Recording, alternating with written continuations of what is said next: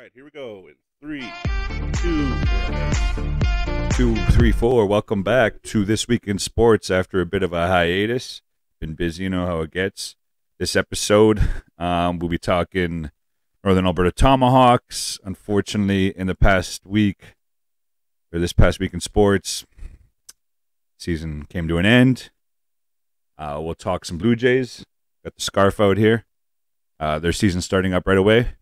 And we'll talk some Oilers. We got to keep this kind of short because I'm going to the game this evening against the San Jose Sharks. And so we got to kind of keep this a little bit abbreviated. I always say that, but then we go for like freaking 45 an hour or something. But before we get into any of those things, I got a story to tell right off the top in regards to the last time we hit up the ODR, the rink downtown. We were playing. This was this past week. Playing hockey, playing shinny, like we do, and having a good time. Giving her the only really form of exercise I have nowadays. It's kind of sad, but we were out there, messing around, having fun, playing shinny back and forth, giving her, and there was some good kids out there, like there usually is. It was at the McCauley Community League, which is downtown, right in the hood, right in the ghetto, 107th and 97th. So just smack dab right in the middle of everything that is ghetto in Edmonton. And but we've been going there for years. A great thing about that arena, or that rink, sorry, is they have free rentals. So like if you don't have any skates, you can go there and use skates. They have skates every size. Use skates. They have sticks you can use. They have hockey gloves. They have everything.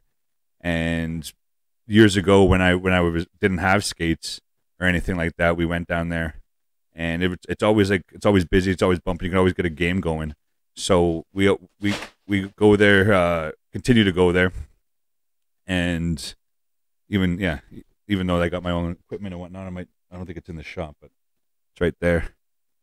Danny, get out of here! I'm telling a story. Anyways, so we're playing hockey. We're going at it. There's some good kids out there.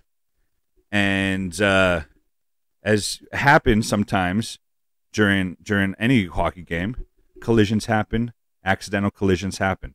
That's what happened in this particular instance. I had the puck, and I cut in to my right to try to deke around this one kid who was wearing a Ryan Smith jersey. He's a pretty good player, pretty good hockey player. And he didn't stop. I didn't stop. I was trying to cut to the right, and he kind of cut in front of me at the exact same time. And we freaking collide hardcore. Like, just both of us go flying back onto the ice. My hat goes flying. My freaking glasses go flying 10 feet. And we're both all like fucked up. We're like, oh shit, like what the heck? And I made a joke because I was so hurt. I'm like, holy fuck, what a hit. Obviously, it wasn't a hit by either of us, but it was just coincidental contact. But I'm like, oh fuck, it just like my neck was like cranked for like the next like 2-3 days. Like I had like my neck was really hurting, and then we're skating around after, and I'm kind of pissed about it. I'm like, fuck, man, what a collision. So I make a joke. I'm like, he's wearing this Ryan Smith jersey, and I'm like, no wonder Smitty has no teeth making hits like that. And it's just a stupid joke. And he's just a kid. Like, I don't know. He's probably like, I don't know, 14, 15 or something like that. And unbeknownst to me, his dad was there, heard the joke, and didn't like it. I didn't realize this at the time. I only played for a couple more minutes after that, and I was like, my back was all fucked up, and my neck. I was like, I'm just going to get off the ice. I'm done. Fuck this. So I go get off the ice, go into the shack. I'm taking off my skates. I got one skate off, one skate on still. The dad of this fucking kid comes in steaming, hot, like losing his mind. He's like, why are you hitting my kid? Well, you laid your shoulder into my... I'm like, dude, what the fuck are you talking about? I did not hit your kid. It was coincidental contact. It happens all the time in hockey. And then this maniac of a dad, like he lost his mind. I'm like, dude, fuck off. Are we good still? We're good, yeah. Okay.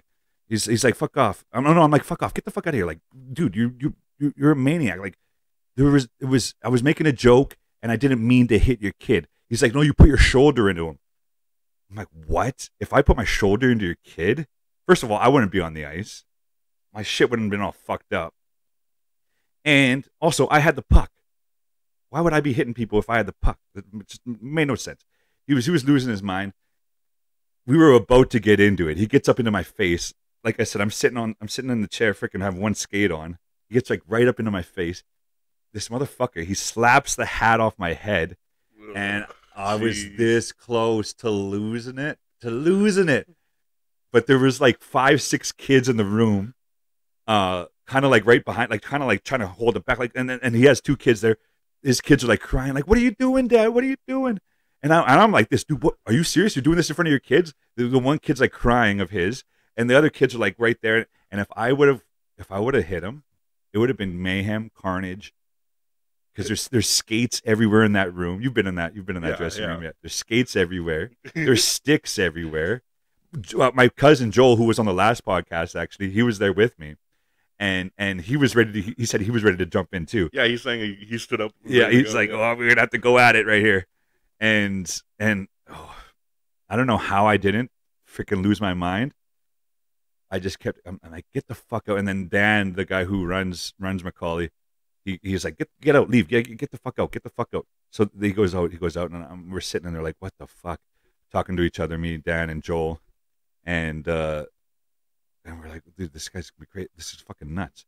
You were almost walking through blood and bones. It could have been so bad, dude. It could have been like disastrous if there were punches thrown, because there was kids everywhere, right? And I was like, I'm not gonna fight, and some kid gets hit accidentally or something, right? I think he actually accidentally hit his kid when he was like, he leaned back for a second, like about to hit me, and then like the kids like jumped in, like, stop it, and I was ready. I'm like, oh, if you fucking hit me, it's over. Like, it didn't happen, and so we're sitting in the shack for a minute. Me, Dan, and Joe were talking like, this guy's a fucking maniac, and Dan, the guy, like kind of seeing it, he's like, yeah.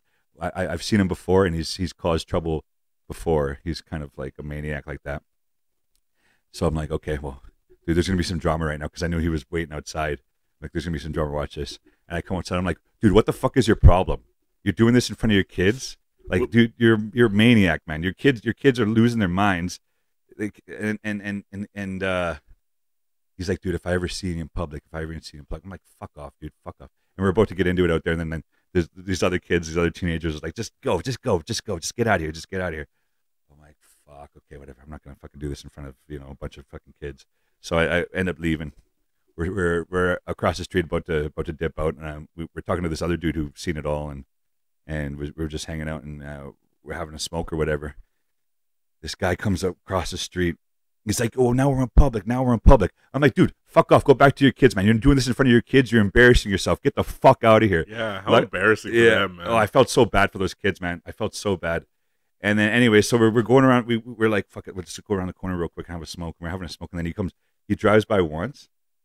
And this maniac does a circle around the block again and drives by once again. And finally, she's like, is that marijuana I smell? What are you guys impaired? We didn't say anything. We're just like, dude, you're fucking like embarrassing yourself, man. Like, just get out of here. I can't even imagine what his kids are feeling, right?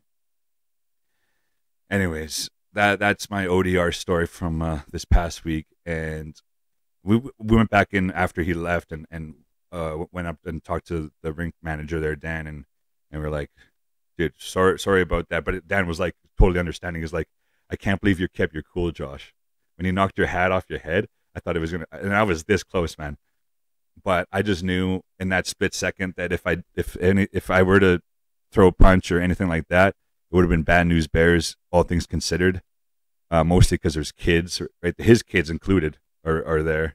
It would just end up ruining your week, anyways. It would have ruined everything. The cops probably would have got called and everything like that, and it would have just been mayhem. And yeah, and there probably would have been injuries, like bystander injuries of anyone around, because it would have just got wild. So cooler heads prevailed. I'm actually kind of glad I didn't get into it like that, because it could have turned really, really bad. But yeah, what a fucking nut job. Some people, man. Some people are just, I wonder if he was impaired. I don't know. Who acts like that? Who acts like that? I don't know. Like, the guy obviously has issues, and that's what Dan said too. He's like, I haven't seen him for a couple of years, but when he used to come here, I remember we had an issue with him before. I'm like, yeah, obviously. I mean, you're acting like that in front of your kids. It's like,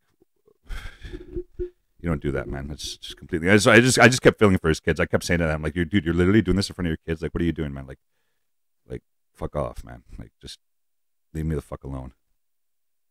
But yeah. So hopefully that the rink opens up for maybe one more time before the season. And I doubt it. It's near the end of March. The ice was kind of shitty. I think that was the last day it was open. It's been closed since, and so that's just a shitty memory to end a season on. He's been down there every day since. Even though it's been closed. Fuck. Yeah. I don't know if that's the last memory of this year's outdoor rinks. It's kind of shitty, but whatever.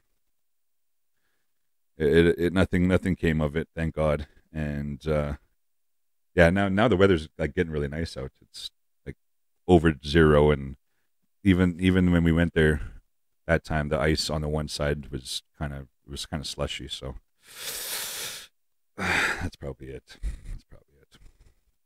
But in other hockey related news, Northern Alberta Tomahawks, the team that I did commentary for this year, my first ever play-by-play gig. The season came to an end. Edson Eagles ended up sweeping us in 4 games, and it's very unfortunate the way it ended, because we lost game 1 in Edson, game 2 and game 3 were in Enoch, and I broadcast those games. And game 3 was really, we had the lead, and I think I might have talked about this last time, but we had the lead, gave it up in the 3rd period, lost in overtime, just heartbreaking, down 3-0, and then went to Edson for game 4. Unfortunately, didn't win and got swept in 4 games. But all that considered, the 2 games that I did broadcast in the playoffs there, game 2 and game 3, were the best calls I've ever done in my life. I knew all the players. I knew the teams. I knew kind of how they play. And it sucks that it was the last 2 games, because I thought I was getting on a roll there. But what a season it was. The Tomahawks were second in their division, had quite the year, a lot of good memories, quite an experience for myself. And I said it on the broadcast for the Tomahawks that I really appreciate the organization for giving me the opportunity. I'll reiterate that now, because what an opportunity it was, and I'll never forget that first season. You never forget your first. And I'll never forget this first season doing play-by-play, because that's what I want to do with my life, is cover sports, and play-by-play is a lot of fun. And I had a lot of fun with the Tomahawks, and it was a great time with Connor Monday. He was also a guest on our podcast a few episodes ago, and he had a lot of good insight. He was with the team. He was the goalie coach for the Tomahawks, so it was really a good time broadcasting with him, because he was a good color commentator, helped me out with a lot of insight that like normal people wouldn't see, because he's with the team all the time. He coaches the goalies, and yeah, I'll be forever grateful for the Tomahawks giving me that opportunity. Who knows what next season will bring? I may be back with them. I may be on to other, bigger and better things. We shall see. I mean, just in the first year of me doing this sports broadcasting thing, it's a lot of opportunities I've been able to take advantage of. So I don't see that changing in this upcoming year.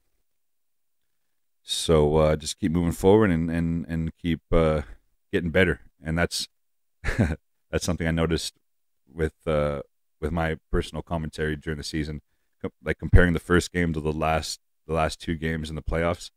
It's like night and day. That first game, I was wearing these because I was out and about during the day, and I forgot my other glasses at home So I had to call the game with these on, not really knowing the players, vision a little shaded, but it's either have these on and have, because they're prescription. So if I take them off, I'm like blind. So, but that was my first game, and I'm so glad we had technical difficulties. I think I probably told this on the podcast already, but there was technical difficulties, so no one can find that first game on YouTube. The second game, I'm pretty sure, is on there.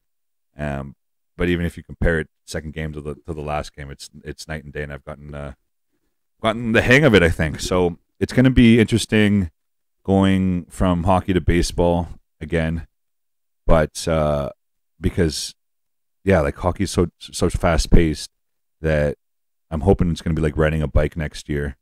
I'll be able to like hop right back into it and pick up where I left off. But yeah, that's what a season was for the Northern Alberta Tomahawks.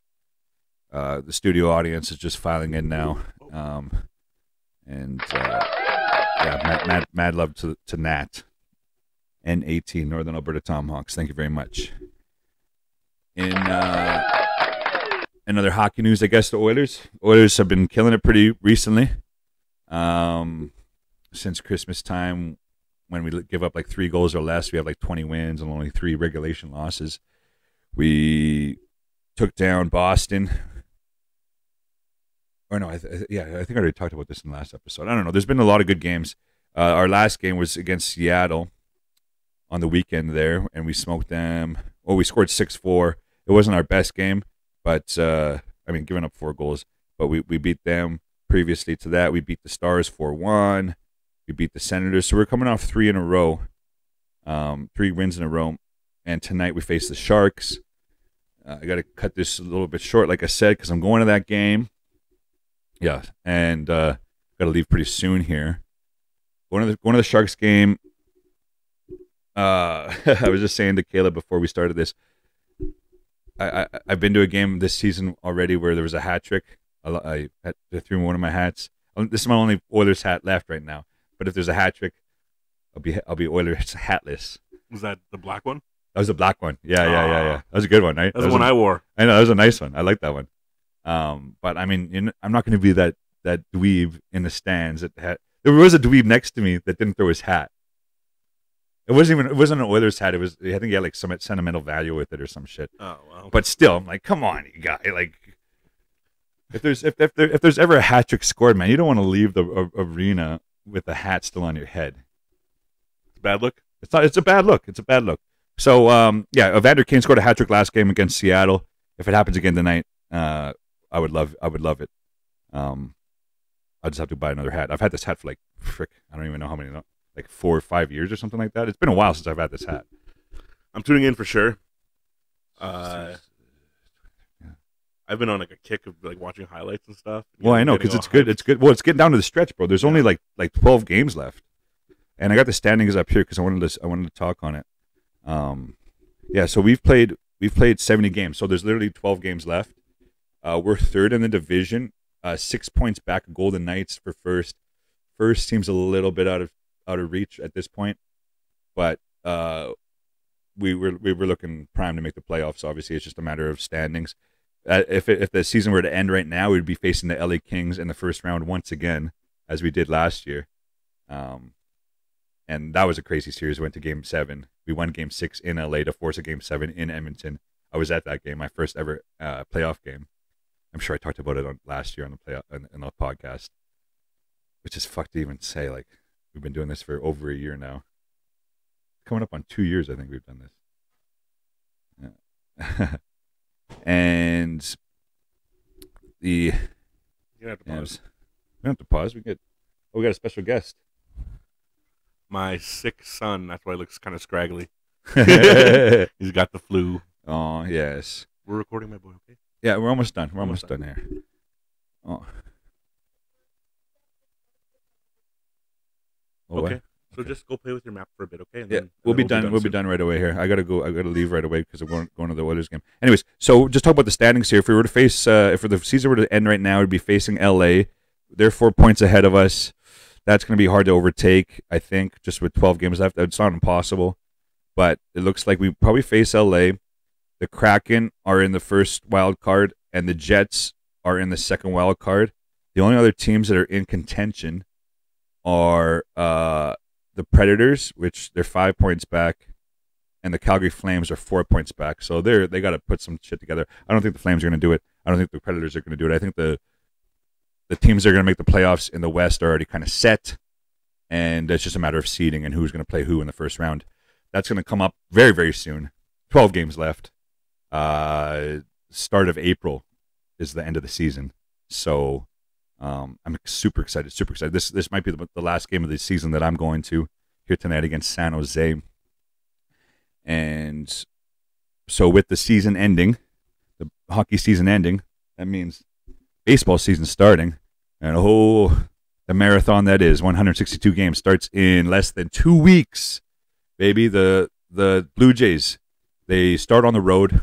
There's a couple series on the road because I think they want to give their crews more time to finish up Rogers Center and the renovations they did on Rogers Center. It's like a whole new vibe in that place, and I'm going to be going to Toronto this summer again to catch a game, catch a music festival. I think it's called the Hot in Here Festival. Nelly, a bunch of hip hop artists, T.I., all the big guys from the 2000s. I want to go check out that. Check out a Blue Jays game. Check out the new digs at Rogers Center. All the renovations they did, and I'm just super stoked for the Blue Jays. Probably next episode we'll tee up the Blue Jays season, and I think by the time the next episode would be coming out, the lineup will be finalized and everything. Because spring training, there's only probably 10 games left and 9 games left in spring training. And then we're from Dunedin. We go from Dunedin to Toronto. And, super stoked for that. So before I get out of here, as always, we do This Week in Sports History. There's a few things on the docket. Number one, being the great Bobby Orr. Turned 75 today. One of the best players of all time. Top 2 defensemen maybe of all time. Between him and Coffey, I say Coffey because I'm kind of biased. I mean, he helped us win so many championships. Paul Coffey did, but Bobby Orr, a legend in his own right. 2 Stanley Cup championships for him, and he turned 75 today, I should say. Other couple things I heard actually in Oilers Now with Bob Stauffer. Got to give him a shout. I'm not pulling these stats out of my ass. On this day in Oilers history, this week in sports history, we traded for Tommy Salo back in 1999. I had a poster of him on my wall back in the day. He had his ups and downs like most of our goalies do. It always had, but his ups were amazing. He had some really stellar games and had some good moments and brought us to the playoffs. The majority of the years that he was here. Also in This Week in Sports History, another thing I heard on Oilers radio, Mike Greer, who is coincidentally, do you remember Mike Greer? I recognize the name. Yeah, a black guy who used to play for us. The other black guy, there was George LaRocque, and then we had Mike Greer. Right. And he now is actually the general manager of the San Jose Sharks. Ooh. First black manager in hockey, first black GM in hockey. He actually scored a hat trick for the Oilers on this day in 1999 as well, March 20th, 1999, so 24 years ago. And Ethan Morrow, I guess, in his first game with the Oilers, got 3 assists in that game as well. So just a little bit of Oilers history there for This Week in Sports History, and for this episode of TWIS. Appreciate you watching, appreciate you listening. Try to get the next one out in a little quicker fashion. I know there was a little bit of time between the last episode and this one, but your boy gets busy. I think Joel wants to get on again and maybe hype up WrestleMania. If that's possible. Yeah, WrestleMania is on April 1st and 2nd. It's definitely possible. But he's been around quite a bit. Yeah. So that'd be nice to hype it up or do a reaction to WrestleMania or something maybe in between the 2 days. I don't know. We'll see. I always have these ideas for these podcasts, and sometimes it doesn't pan out. Like doing an episode down at the old Barn in Enoch. That unfortunately wasn't Season opener. Stay tuned. Yeah, that didn't transpire, but it's okay. I still had a great time down there, and always have a good time doing this podcast here. So, again, thank you for watching and listening, and we'll catch you next time on This Week in Sports.